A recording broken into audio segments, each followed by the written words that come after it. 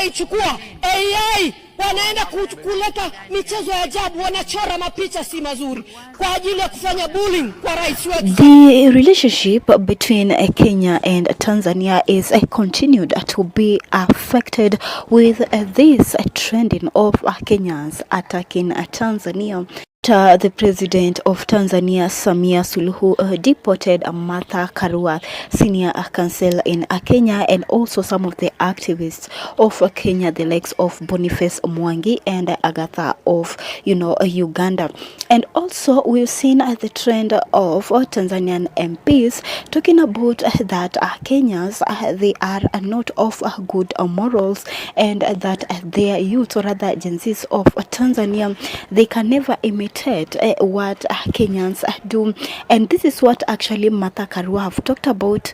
They answered the Tanzanian MP who said that they could, have ensured that Martha Karua return to Kenya being dead. Let's listen. State that can openly violate its own constitution and laws, the laws of the region, international laws, is incapable of protecting the rights of its citizens, especially citizens charged with politically motivated cases like Tundu Lissu. And I have tagged all the necessary institutions. That suffices. We will not descend to their levels. Yeah. Yes. It will not be sectional, yes. And do not elevate that, yes, to be cleanliness. Okay. Yes. Thank you very much. Kenyans have decided to share actually the contacts, of Tanzanian President Samia Suluhu with the MPs who talked, negatively about Kenya and Kenyans as a whole. And they have shared their details on various social media platforms using the hashtag Wasalimiwa. And they are using what actually they did to Kenyan MPs who voted for, yes on the Finance Bill 2024. And we are seeing that is the same using to target the MPs of Tanzania, or rather attack the MPs of Tanzania who reacted differently, or rather negatively, more so negatively on Kenyans and also Kenya as a whole. But can just be dropping your thoughts, opinions, or feedbacks down below the comment section. Let's have a beautiful conversation like the one that you're seeing on the screen.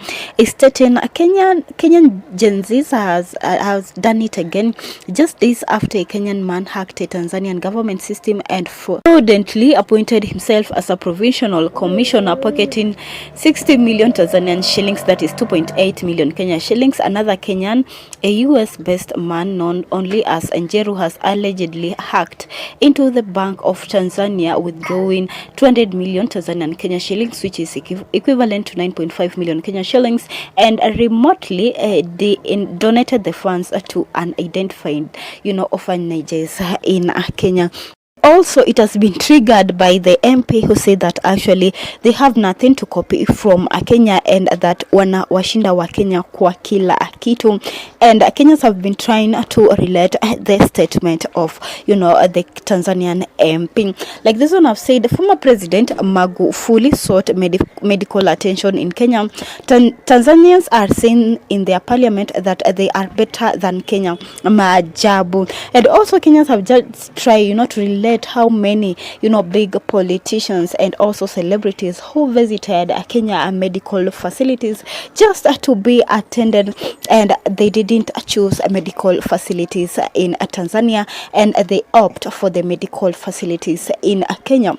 But feel free to share thoughts, opinions, feedbacks down below the comment section. Let's have a beautiful conversation down below the comment section, because this argument actually it is hitting up on various social media platforms. Like this one have said, fear God, and then next fear Kenyans. They have shared phone numbers belonging to Tanzanian MPs who trashed Kenyans on their parliament yesterday. Ndio Wasalimiwa and have reacted by saying even Tundu Lissu and Rose Muhando in the critical condition all sought medication in Kenya, and they are alive to remember that. And Kenyans have tried to relate actually various issues, or rather scenarios where celebrities in Tanzania, politicians in Tanzania seek medical facilities in Kenya, and they opt for Kenya rather than Tanzania. And the Tanzanian MP was talking about that wanawazidi kwa kila kitu, and that they have nothing to copy from Kenyans. And Kenyan MPs had to discuss by replying to Tanzanian MPs, but they opt for not discussing that issue, and they are talking about that they cannot reply what Tanzanians MP, because that is not contributing to any Kenyan economy, and that what they always discuss in the parliament is what actually is affecting the common mwananchi of Kenya, and not gossip in parliament the way it was in the parliament of Tanzania. Feel free to share your thoughts, opinions, or feedbacks down below in the comment section, and let's have a beautiful conversation, and also smash the like button.